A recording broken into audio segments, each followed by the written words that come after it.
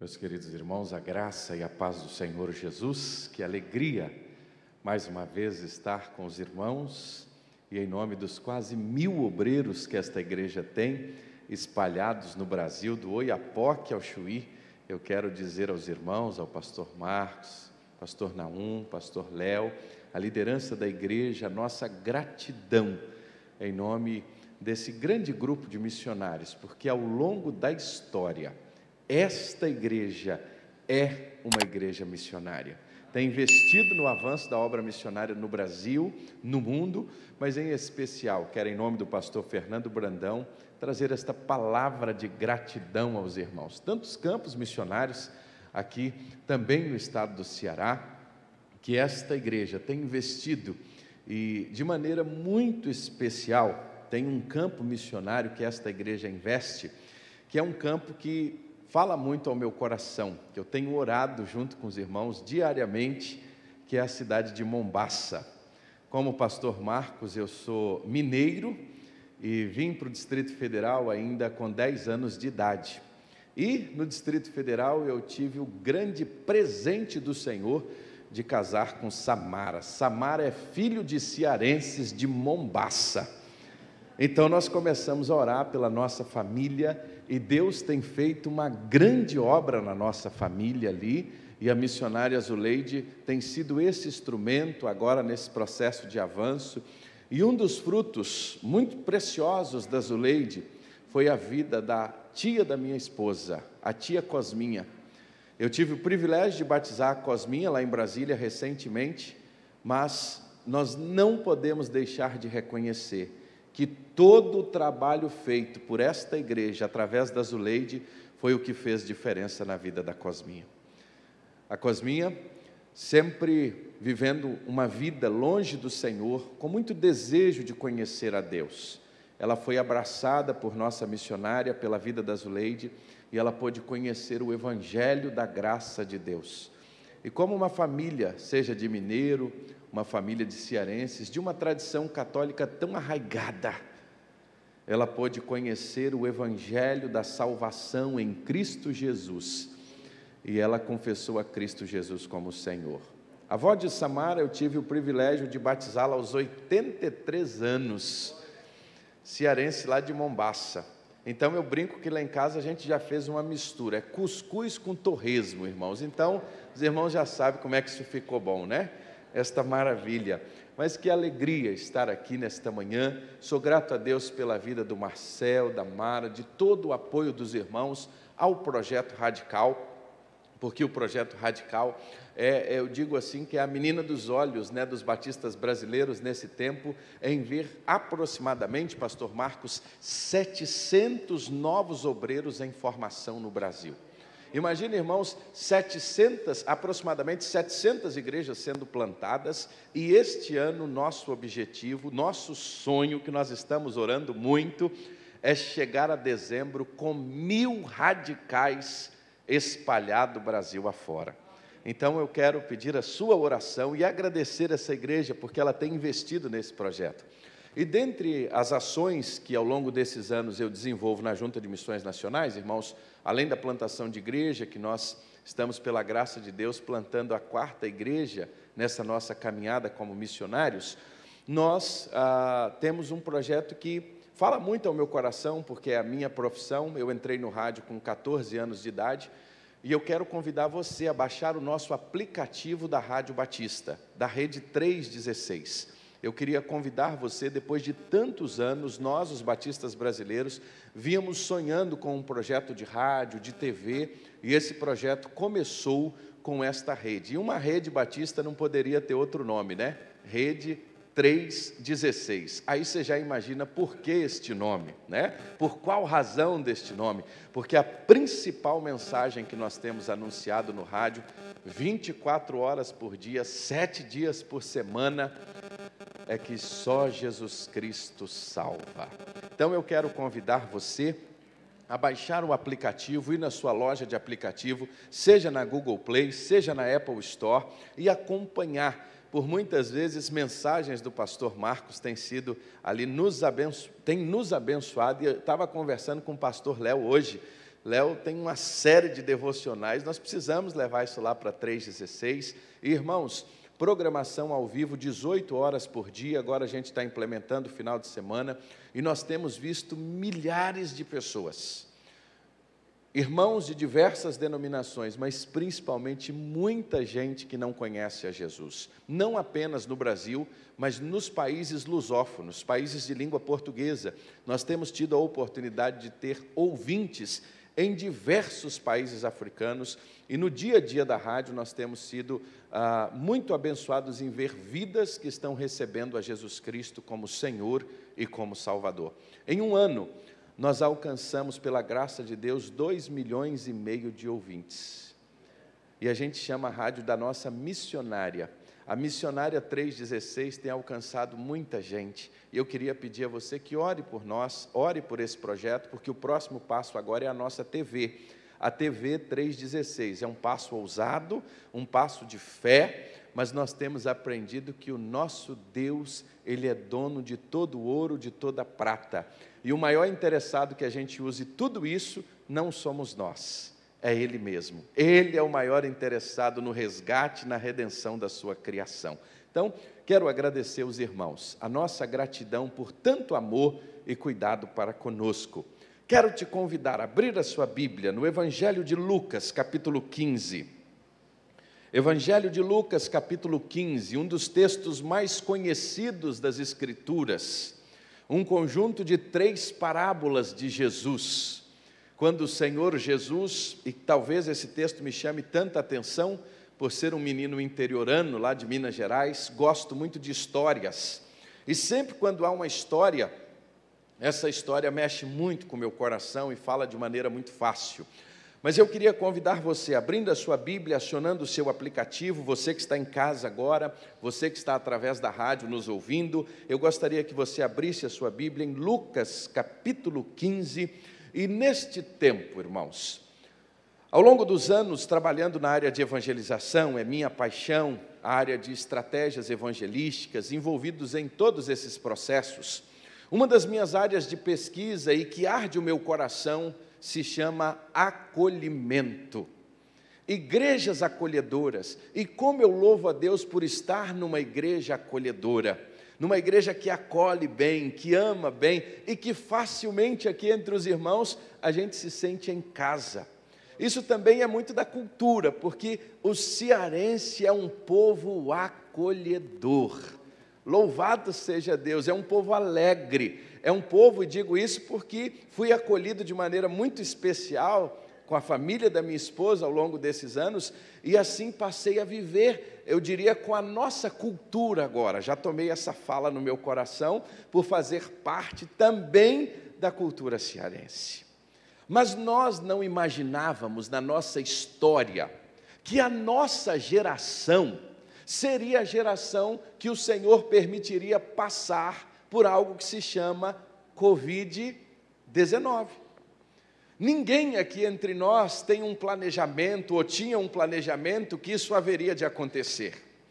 Eu me lembro que na semana do dia 12 de março, eu estava no meio da floresta amazônica, no nosso centro de treinamento, e eu tinha passado uma semana inteira, pastor Marcos, estava 10 dias no meio da mata, e lá celular não pega, nada funcionava, só sinal de fumaça. E voltamos para Manaus, e fui para o aeroporto, cheguei logo no porto, próximo ao horário, fui correndo, entrei no avião naquela semana. E era terça-feira, eu estava voltando para casa, a gente tinha dado aula para os radicais aquela semana, e quando eu entrei no voo, eu comecei a tossir. E eu não sabia o que estava acontecendo no Brasil. Quando eu tossi, todo mundo ficou me olhando assim. Aí quando eu cheguei em casa, eu comecei a ouvir sobre a Covid, e aí eu notei que as pessoas estavam, de certa forma, assustadas com alguém no avião que estivesse tossindo.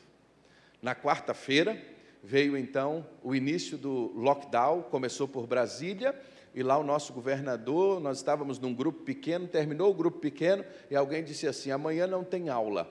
Aí minhas crianças começaram a se alegrar, por que não tem aula, não tem aula? Fechou tudo. Nenhum de nós imaginaríamos o que nós iríamos passar, o que passamos nos últimos mais de 25, 26 meses, nesse tempo em que a gente tem enfrentado. Esse tempo mudou a nossa forma de pensar em muitas coisas, mudou a nossa forma de agir, esse tempo mudou a nossa forma de ser. Em muitos dos nossos relacionamentos, nós passamos a de fato, vivenciar circunstâncias que nós não tínhamos vivido. Perdemos muita gente que amamos, passamos por um momento de muito sofrimento, e isso, de certa forma, não impactou somente lá fora a igreja, mas impactou também aqui dentro. E uma das coisas que a igreja foi impactada durante esse tempo foi diretamente na sua membresia. Há pesquisas hoje que mostram que em torno de 30% de grande parte das igrejas teve uma migração de pessoas novas e em torno de 30% ou saíram ou ficaram pelo caminho. Hoje eu passei aqui para falar com você e tenho convicção do que Deus falou ao meu coração, porque eu tenho lutado por isso já há muito tempo, que nós precisamos resgatar quem ficou à beira do caminho. Eu queria que por um momento você se colocasse de pé, aonde você está, e desse um giro assim de 360 graus, olhando os irmãos que estão próximos de você. Esse é um exercício simples. Talvez alguns você não vai se recordar, porque ou conhecer que são novos, outros estão de máscaras, mas eu gostaria que facilmente você pudesse olhar e notar alguém que não está aqui nesta manhã. Dá uma olhadinha aí com muito carinho. Gira aí e veja, lembre alguns nomes de irmãos que talvez antes desse tempo todo e de todas estas circunstâncias, eles estavam aqui, mas agora, devido a muitas coisas, não estão aqui nesta manhã. Pode sentar-se. É muito fácil nós lembrarmos destes nomes. É muito fácil nós listarmos 2, 3, 4, 5, 6 irmãos que de alguma forma ou por alguma circunstância, depois da pandemia, ainda não conseguiram chegar aqui. Às vezes é alguém da nossa casa, às vezes é alguém da nossa família, às vezes é alguém que nós amamos. E às vezes muitos de nós que estamos aqui nessa manhã, talvez hoje seja um dos primeiros cultos em que você esteja presente. Mas nessa manhã, à luz de Lucas 15, eu queria convidar você a fazermos uma viagem nessas 3 histórias, mas em especial na história da dracma perdida, para que a gente pudesse refletir um pouquinho sobre o nosso papel neste tempo e o nosso chamado como discípulos de Jesus. Quando a gente chega em Lucas capítulo 15, Jesus é questionado por qual razão ele comia com pecadores, gente como eu, gente como você. E Jesus foi indagado por qual razão ele investia tempo com os publicanos e com os pecadores para ouvi-los. Os religiosos da época estavam murmurando e dizendo: este come com pecadores, este come com pessoas que não são dignas de estarem com ele, como se houvesse entre nós alguém que fosse digno de estar à presença de Jesus. Então Jesus conta 3 histórias que nós conhecemos bem. Dentre elas, qual é a mais conhecida? A do filho pródigo. Todos nós conhecemos a história do filho pródigo. A outra mais conhecida é qual? A segunda, nesse ranking aí? A ovelha perdida.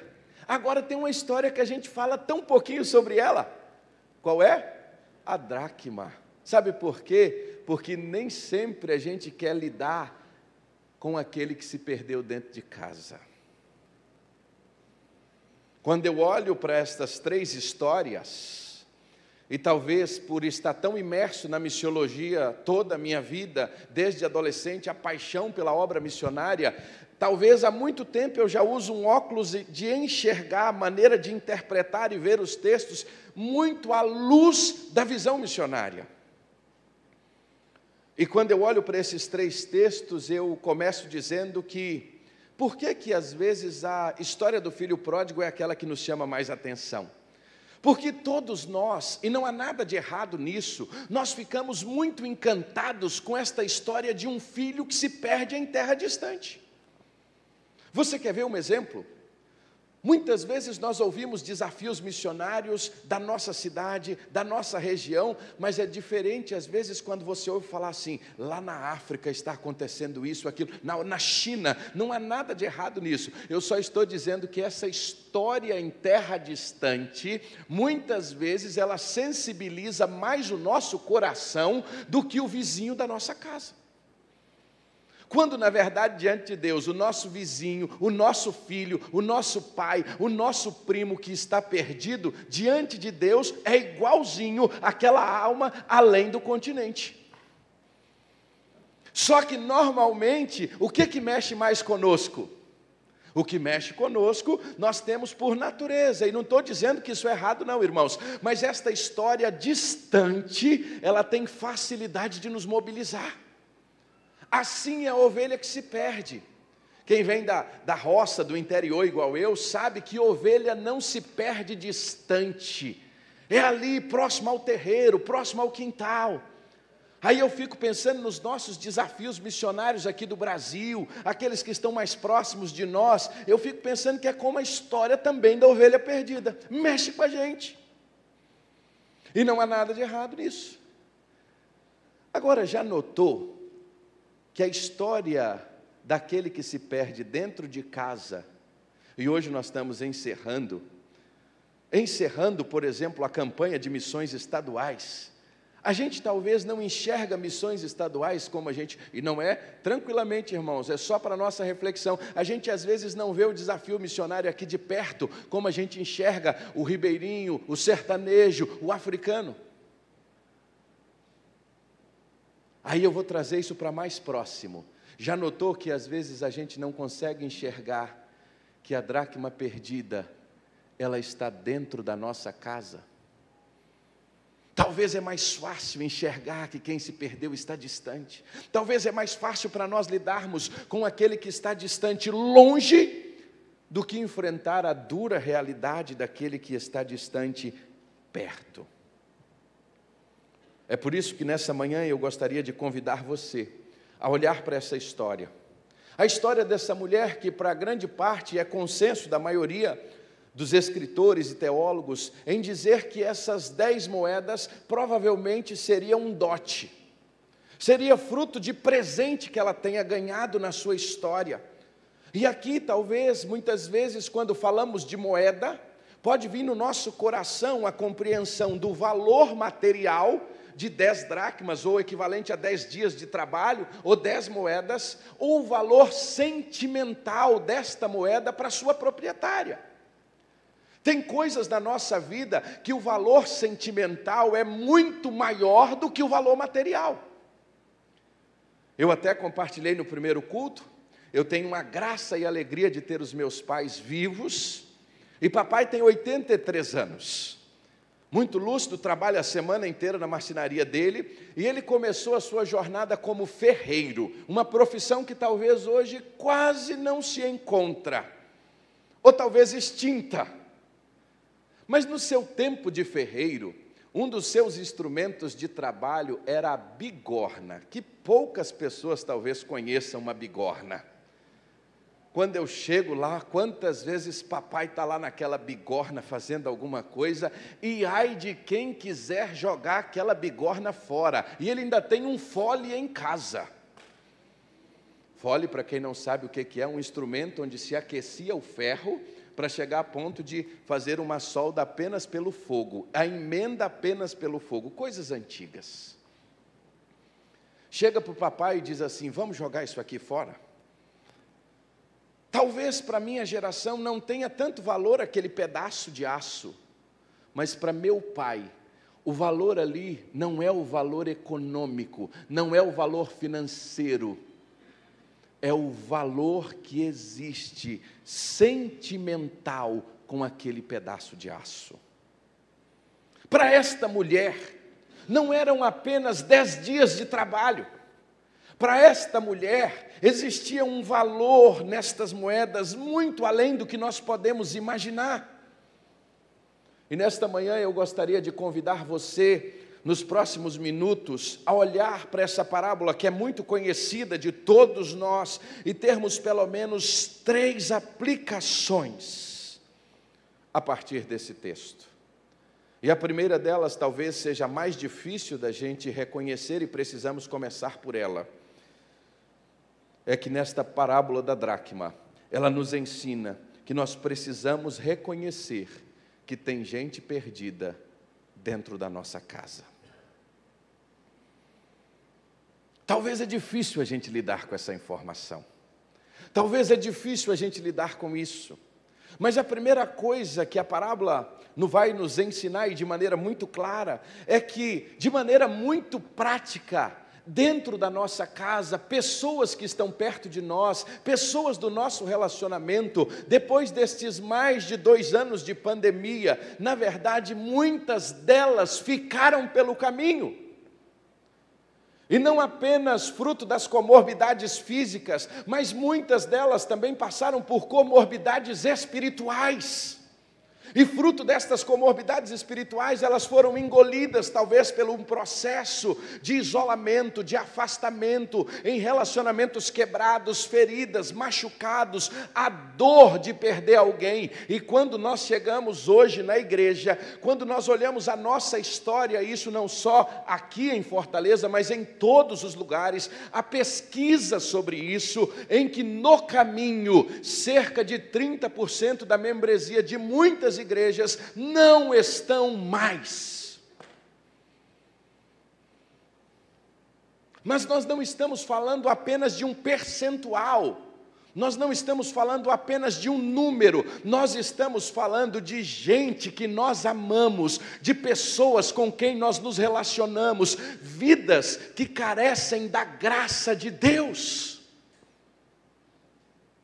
E a primeira coisa que esta parábola vai nos mostrar é que tem gente nossa que ficou pelo caminho. E o nosso maior desafio como igreja nesse tempo não será apenas acolher e ganhar os novos, mas ser e viver como um exército que não deixa os seus combatentes feridos no caminho. E às vezes a igreja, por natureza, certa vez na minha adolescência eu ouvi uma frase que mexeu muito comigo. Alguém disse que a igreja é o único exército que atira nos seus próprios combatentes. Nós precisamos e não devemos aceitar essa cultura porque ela não é bíblica. Agora nós não podemos permitir que a cultura de deixar combatentes pelo caminho também se instale e se instaure entre nós. Tem gente que precisa ser buscada. Tem gente que, como a ovelha que foi e se perdeu, não conseguirá voltar para casa sozinha. Será necessário o pastor ir buscá-la. Mas quando digo pastor, não é apenas com todo respeito ao pastor Marcos, ao pastor Naum, porque isso seria impossível para nós pastores conseguirmos trazer todo mundo. Mas o pastoreio mútuo, a vivência que a Bíblia nos ensina, dos mandamentos recíprocos, amai-vos uns aos outros, levai as cargas uns dos outros, chorar uns com os outros, confessar pecado uns aos outros, viver o que o Novo Testamento nos ensina, que ser igreja é o corpo andar em unidade. Irmãos, a nossa unidade, ela não é provada quando estamos distantes. A nossa unidade, ela é provada quando nós caminhamos juntos. E se na nossa unidade, quando sendo provada, alguém se afasta e nós não sentimos falta, alguma coisa está errada. Não apenas com quem se afastou, mas alguma coisa está errada conosco. Que corpo é esse que não sente falta de um membro que se afasta?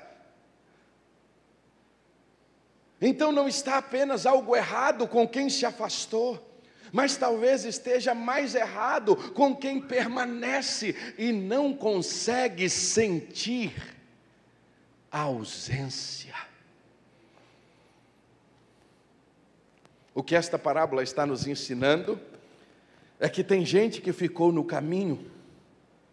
E quando nós olhamos para a história desta mulher, ela não apenas nota a falta de uma dracma, mas ela empreende um plano de ação.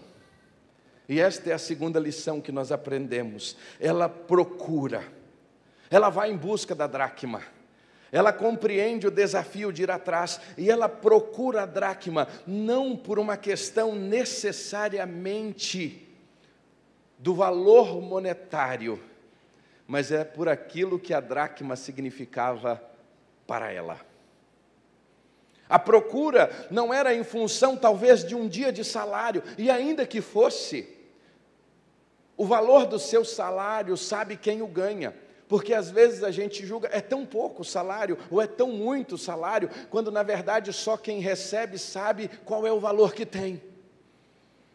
Ainda que se nós olhássemos pelo lado monetário, e ela buscasse estas moedas apenas pelo fim monetário, para ela teria um valor. Mas a história nos leva a refletir que era muito mais do que um valor monetário. O que fez e a motivou a ir atrás era pelo fato da dracma ser muito mais do que ela representava monetariamente, mas era porque ela significava na sua vida. A gente só vai atrás daquilo que a gente ama. A gente só gasta tempo, recurso, dinheiro com aquilo que a gente ama. E aí isso nos acende um alerta grande. Se nós não sentimos falta destas pessoas, se aqueles que ficaram pelo caminho, de alguma forma isso não nos incomoda, nós estamos com um problema muito sério. Porque nós falamos do amor, pregamos o amor, mas não estamos vivendo o amor com aqueles que estão ficando à margem.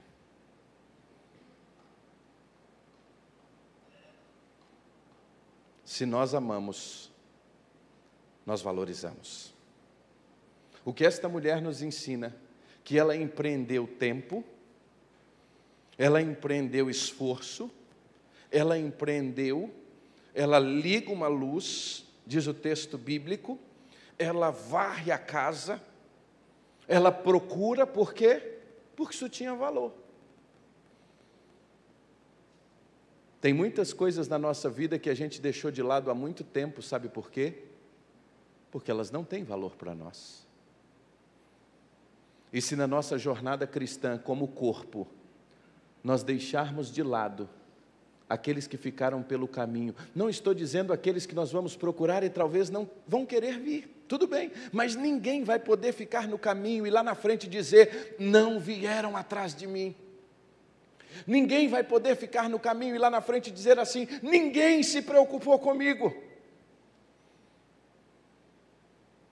E este é um dado alarmante.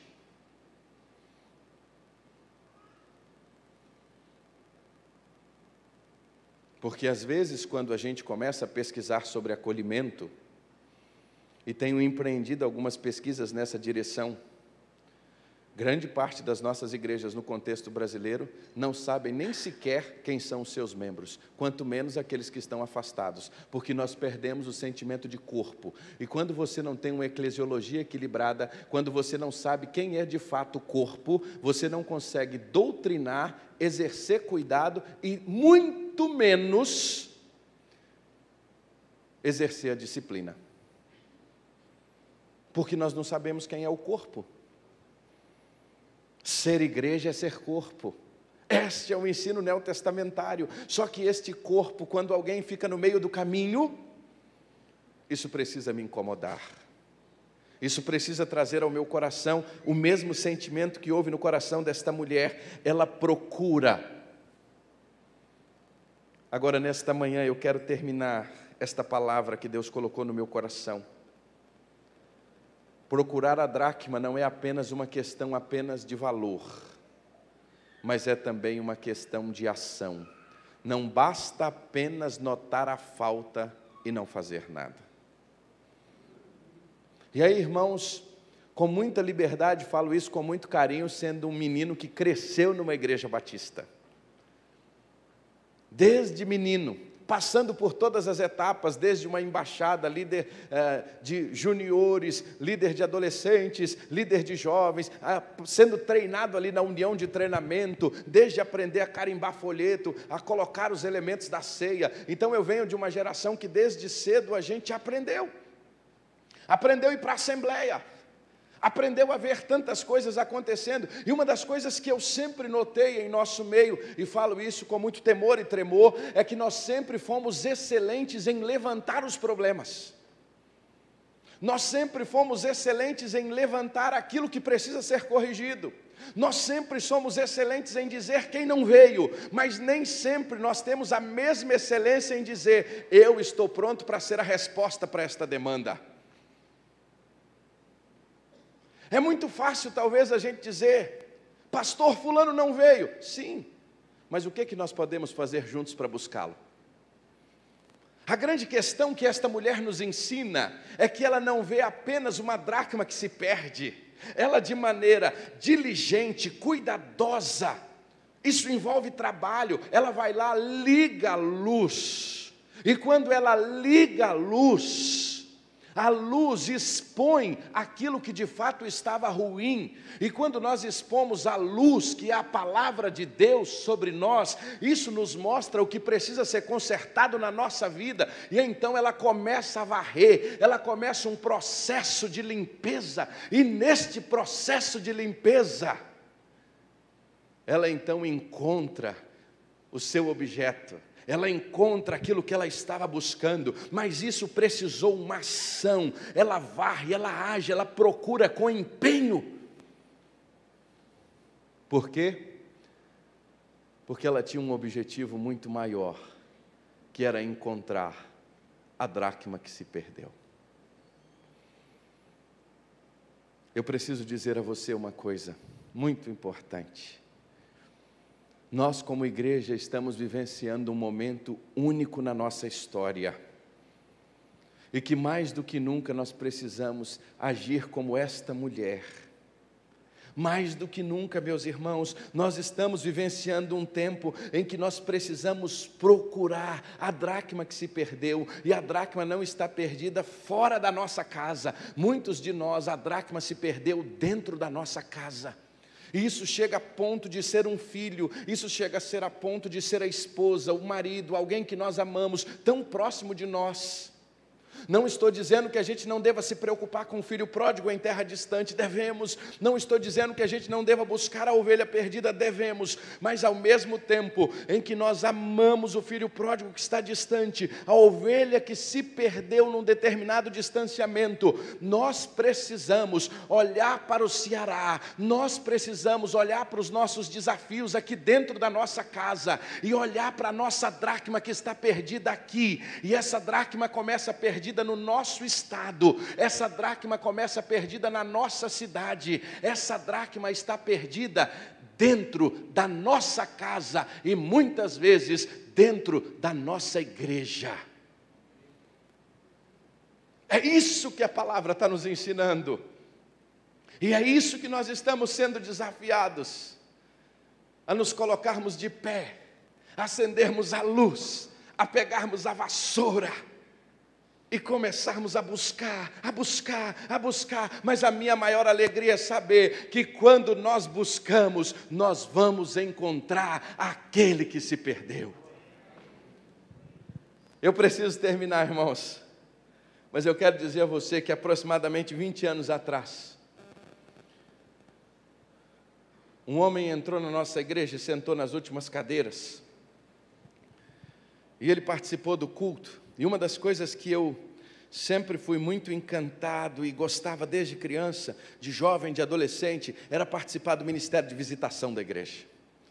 Eu sou daquela geração e entendo que vivemos um tempo em que isso era muito fácil ser feito, talvez diferente da nossa geração, mas domingo, 2 horas da tarde, a gente tinha um lugar certo, era a Kombi da igreja.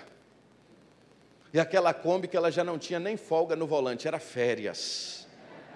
Homem de igreja é assim, né? E aí tinha aquele irmão que a gente admirava demais, que normalmente era o líder do departamento de evangelismo, e ele ia dirigindo a Kombi, e nós íamos de casa em casa fazendo visita. Isso era a minha alegria, isso era a minha paixão, fazer estudos bíblicos do Evangelho de João. E eu fui aprendendo isso logo cedo, e eu tenho certeza que tem muita gente que está aqui, que é dessa geração, que viveu isso. E um dia chegou um homem, sentou no fundo da nossa igreja, pegaram a ficha dele, e nós anotávamos os nomes, e o grande desafio da ficha não é anotar o nome, é o que você vai fazer com o nome no dia seguinte. Porque às vezes anotar o nome é o mais fácil. E aí eu só quero dizer uma coisa, e graças a Deus os irmãos aqui são um exemplo muito lindo de contato. Eu tenho aprendido muito com os irmãos sobre isso, mas muitas vezes há muitas igrejas que o nome é apenas para criar uma expectativa na pessoa, cria uma expectativa que ela vai ser procurada, que ela vai ser alcançada, e nem sequer a gente faz uma ligação. Graças a Deus os irmãos são referência para nós nisso. Os irmãos ligam, os irmãos vão atrás. Mas nós pegamos aquela ficha e naquela semana eu visitei aquele homem. Eu tive a alegria de ir na casa dele, aproximadamente 20 anos atrás, 23, 24 anos atrás. Quando eu cheguei para visitá-lo,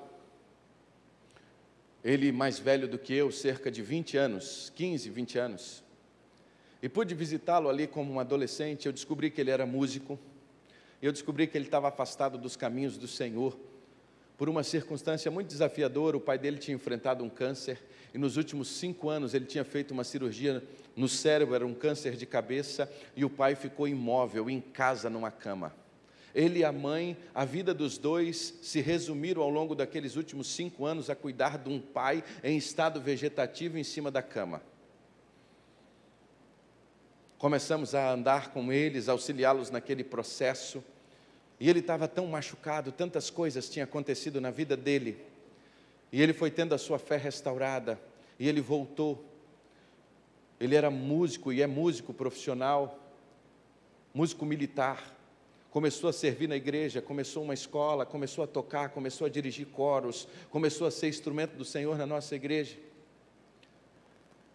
E 22 anos depois, aproximadamente 23 anos depois, nos próximos 2 meses será o concílio dele ao ministério pastoral. Nos últimos 5 anos, quando nós voltamos para Brasília, ele disse: pastor, eu já estou na reserva e agora eu entendo que eu preciso estar perto do Senhor.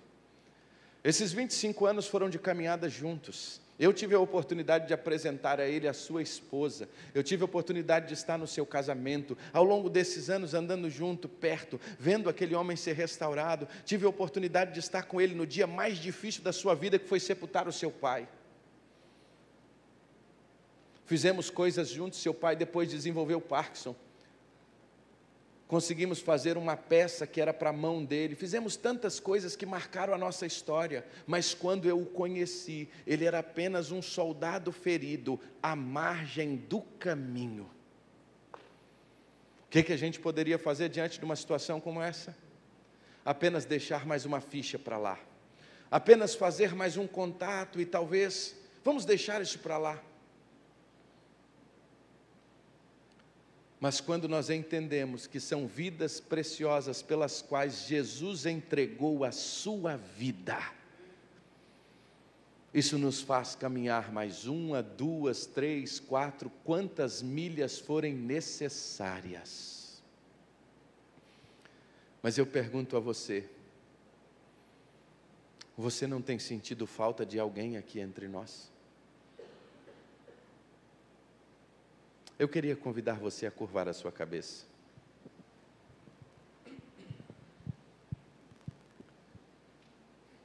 Eu queria convidar você nesta manhã, você que está conosco na sua casa, você que está participando deste momento, ouvindo a palavra de Deus aí através da transmissão, através do rádio, aonde quer que você esteja agora neste momento, eu queria convidar você de maneira muito especial, refletir sobre o que Deus está falando ao seu coração neste momento.